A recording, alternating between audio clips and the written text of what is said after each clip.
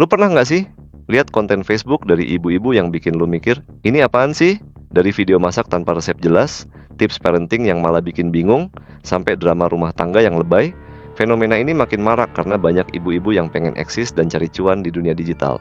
Di tahun 2025, tren A Day in My Life lagi booming di kalangan ibu rumah tangga. Mereka nge-share aktivitas harian mereka, dari bangun tidur sampai tidur lagi, dengan harapan dapat followers banyak dan bisa dimonetisasi.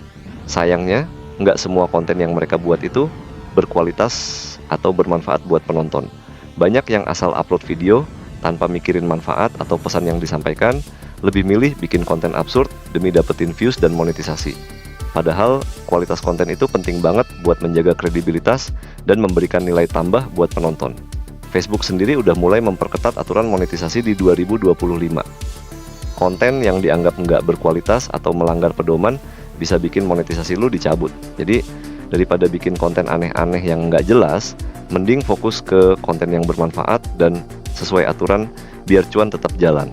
Ingat, dalam stoikisme kita diajarin buat fokus sama hal-hal yang bisa kita kontrol. Kualitas konten adalah salah satunya. Jadi yuk kita buat dan konsumsi konten yang nggak cuma menghibur tapi juga bermanfaat dan punya nilai positif buat banyak orang.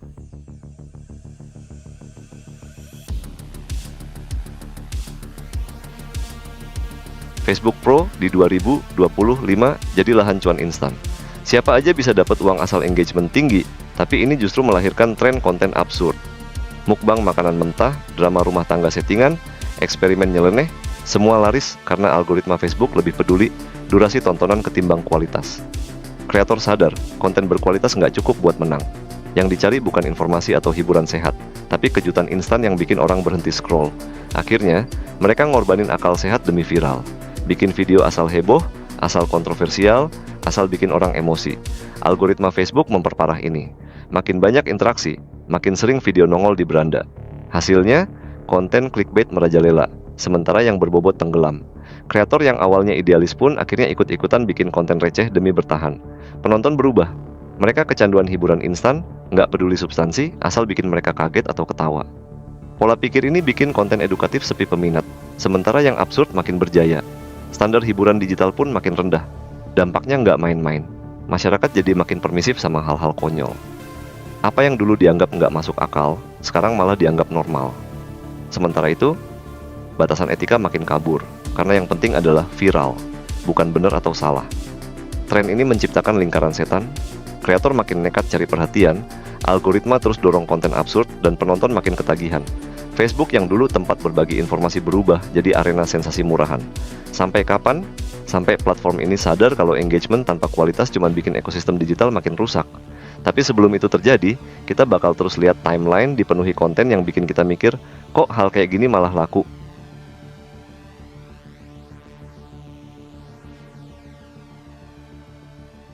Ibu-ibu jadi pemain utama di Facebook Pro bukan tanpa alasan. Mereka melihat peluang cuan yang menggiurkan dan siap melakukan apa saja untuk meraihnya. Masalahnya, kebanyakan nggak paham strategi konten atau etika digital. Yang penting upload, dapat views, dan kalau bisa viral. Akibatnya, muncullah tren konten absurd yang makin lama makin nggak masuk akal. Awalnya mereka cuma bikin vlog keseharian, tapi lama-lama sadar kalau konten normal nggak cukup menarik perhatian. Maka dimulailah eksperimen ngawur. Masak makanan dengan bahan nggak wajar, berbagi tips yang malah bikin bingung, sampai membesar-besarkan kejadian sepele demi dramatisasi. Konten bukan lagi soal berbagi, tapi soal siapa yang bisa bikin kehebohan paling cepat. Drama rumah tangga jadi komoditas utama. Banyak ibu-ibu sengaja memamerkan pertengkaran, aib suami, atau masalah keluarga demi views. Ada yang bikin konten curhat lebay, ada yang sengaja bikin konflik biar kelihatan dramatis. Mereka tahu betul kalau netizen Indonesia doyan gosip, jadi mereka kasih apa yang diinginkan pasar. Urusan privasi, nomor 2, yang lebih mengkhawatirkan, anak-anak mulai dieksploitasi demi konten. Dari prank keterlaluan, skenario pura-pura miskin, sampai manipulasi emosi yang memanfaatkan kepolosan anak. Mereka nggak peduli dampaknya ke psikologis anak, yang penting engagement tinggi. Anak bukan lagi individu, tapi alat buat menarik simpati dan meningkatkan interaksi. Facebook nggak peduli soal moral. Selama konten menghasilkan engagement, algoritma bakal terus merekomendasikannya. Satu ibu rumah tangga sukses viral, ratusan lainnya ikut-ikutan. Makin lebay, makin aneh, makin bikin orang berhenti scroll, makin besar peluang cuan. Kualitas tenggelam, sementara absurditas naik ke permukaan. Efek jangka panjangnya, normalisasi kebodohan. Penonton mulai terbiasa dengan tontonan aneh, standar hiburan turun drastis, dan orang-orang yang benar-benar berusaha bikin konten berkualitas malah tersingkir. Facebook Pro yang seharusnya jadi platform berbagi informasi berubah, jadi arena pertunjukan murahan, tempat siapa yang paling absurd, dia yang menang. Fenomena ini nggak akan berhenti sampai ada regulasi ketat atau kesadaran kolektif dari para kreator. Tapi selama engagement masih jadi raja, selama views masih lebih penting daripada martabat, ibu-ibu akan terus berlomba-lomba menciptakan konten paling gila, paling norak, dan paling nggak masuk akal.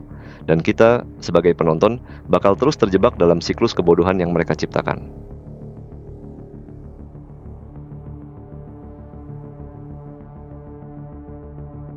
Tren konten absurd di Facebook Pro bukan sekadar hiburan murahan, ini bom waktu yang siap meledak.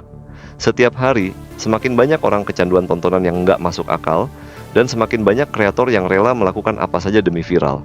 Tapi, setiap aksi ada konsekuensi. Efek buruk dari fenomena ini mulai terasa, bukan cuma bagi para kreator, tapi juga bagi masyarakat yang mengonsumsinya. Kualitas informasi di Facebook makin membusuk. Orang lebih percaya konten yang heboh daripada yang benar. Fakta bukan lagi yang dicari, tapi sensasi. Akibatnya, hoaks, mitos, dan informasi ngawur menyebar lebih cepat daripada edukasi yang sebenarnya berguna. Kreator yang sadar akan hal ini justru memanfaatkannya, sengaja bikin konten misleading demi klik dan interaksi tinggi. Budaya digital makin rusak. Dulu, media sosial jadi tempat berbagi cerita dan pengalaman. Sekarang, jadi ajang pamer kebodohan dan eksploitasi demi engagement. Orang berlomba-lomba bikin konten yang makin nggak masuk akal, karena tahu itu yang dicari algoritma. Makin lebay, makin banyak views. Makin absurd, makin besar peluang monetisasi.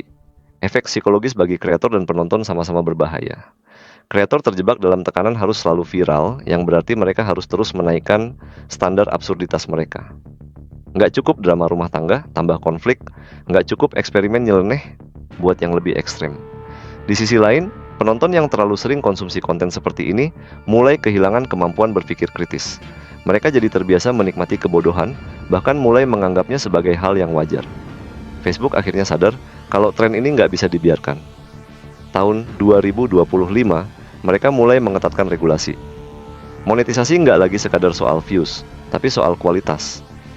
Video yang dianggap nggak punya nilai atau terlalu banyak clickbait mulai dibatasi jangkauannya. Konten yang mengandung eksploitasi anak atau terlalu dramatis mulai dikenai sanksi. Banyak kreator kaget karena tiba-tiba sumber penghasilan mereka menghilang begitu saja. Tapi masalahnya, regulasi ini datang terlambat.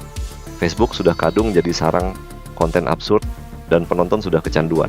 Bahkan dengan aturan ketat, masih banyak kreator yang nekat mencari celah. Mereka pindah ke platform lain atau mulai bermain dengan taktik baru untuk tetap relevan. Selama ada demand, supply akan terus ada. Satu hal yang pasti, era konten receh di Facebook Pro mungkin belum berakhir, tapi perlahan mulai menemukan batasnya. Pertanyaannya sekarang, apakah ini cukup buat memperbaiki ekosistem digital yang sudah terlanjur rusak, atau justru akan lahir tren baru yang lebih parah dari sebelumnya?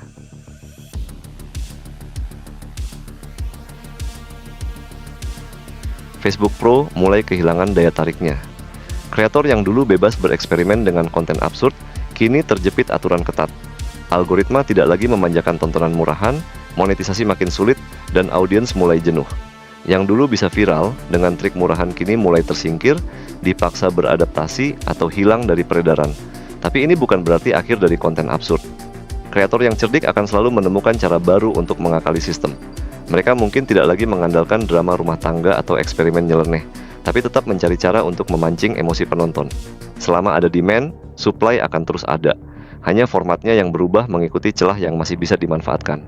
Namun, perubahan ini tetap membawa dampak besar. Penonton yang dulu terbiasa dengan sensasi instan mulai kehilangan minat. Banyak yang beralih ke platform lain, mencari hiburan yang lebih segar atau lebih bermutu.